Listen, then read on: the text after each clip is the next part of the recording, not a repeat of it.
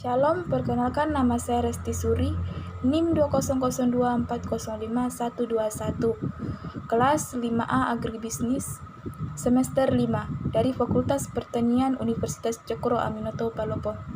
Tujuan saya membuat video ini untuk mengumpulkan tugas yang dimana diberikan oleh dosen pengampu Dr. Randus Haji Marlia Muklia SPD MPD, mata kuliah Manajemen Sumber Daya Manusia.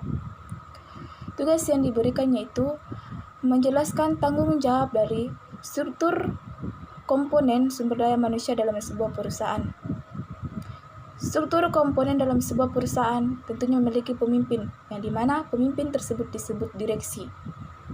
Di bawah kepemimpinan direksi ada pula direktur. Yang pertama direktur utama, direktur keuangan, direktur personal.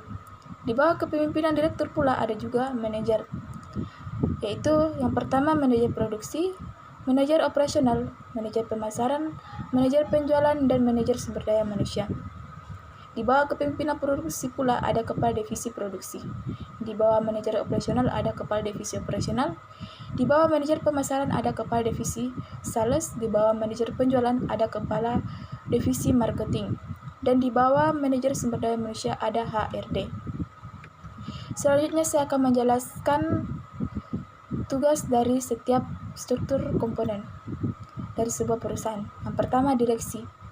Direksi memimpin dan mengurus perusahaan sesuai dengan kepentingan dan tujuan perusahaan, menguasai dan mengurus kekayaan. Direksi mengatur pola pembagian tugas masing-masing. Selanjutnya itu tugas dari direktur. Tugas dari direktur utama ialah orang yang merumuskan dan menetapkan suatu kebijakan serta program umum perusahaan. Selanjutnya, direktur keuangan. Direktur keuangan bertanggung jawab membuat laporan rutin keuangan perusahaan serta mengawasi laporan keuangan perusahaan dari setiap divisi. Selanjutnya, direktur personal. Direktur personal tugasnya membantu mengelola buku harian serta pertemuan dan janji temu, mengontrol akses bertemu dengan pihak eksekutif. Selanjutnya itu tanggung jawab dari manajer. Tanggung jawab atau tugas dari manajer produksi ialah melakukan perencanaan dan pengorganisasian jadwal produksi, menilai proyek dan sumber daya masyarakat. Selanjutnya manajer operasional. Manajer operasional bertanggung jawab terhadap kegiatan manajerial, produktivitas, hingga melakukan kontrol terhadap efektivitas dan efisiensi yang sejalan dengan kebijakan perusahaan. Selanjutnya manajer pemasaran. Manajer pemasaran memiliki tanggung jawab untuk merencanakan, mengarahkan, mengkoordinasikan kebijakan dan program pemasaran, antara lain melihat peminatan untuk produk dan jasa yang ditawarkan. Selanjutnya manajer penjualan. Manajer penjualan bertujuan mengawasi tim penjualan, menangani keluhan pengguna, membuat penganggaran, melakukan monitoring pelanggan, menciptakan keuntungan pada perusahaan, menentukan jadwal promosi, serta menyelenggarakan pelatihan untuk tim. Terakhir itu tanggung jawab dari manajer SDM. Tanggung jawab dari manajer SDM yaitu untuk mengevaluasi karyawan yang menjadi bawahannya dan departemen sumber daya manusia untuk mengembangkan penilaian. Selanjutnya itu tanggung jawab dari kepala divisi produksi. Tanggung jawab dari kepala divisi produksi yaitu bertanggung jawab memulai dari bahan baku awal sampai menjadi barang jasa, bertanggung jawab dalam mutu barang dan perawatan mesin-mesin produksi.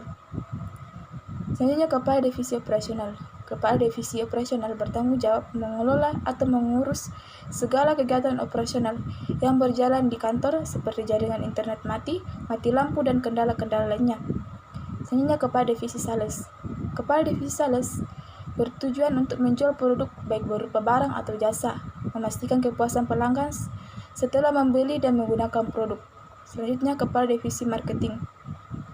Kepala divisi marketing bertugas menjadi orang yang menjualkan produk ke konsumen dan bertugas untuk mencari informasi dan menyampaikan kepada perusahaan mengenai kelebihan dan kekurangan dari sebuah produk yang dijual. Yang terakhir, HRD. HRD bertujuan untuk mengadakan rekrutmen, melakukan pelatihan, menentukan salari, dan memberikan kompensasi. Baik, itu mungkin saja yang dapat saya sampaikan. Untuk mengakhiri Video ini saya mengajak teman-teman untuk mari bergabung dengan kami di Kampus Kuning.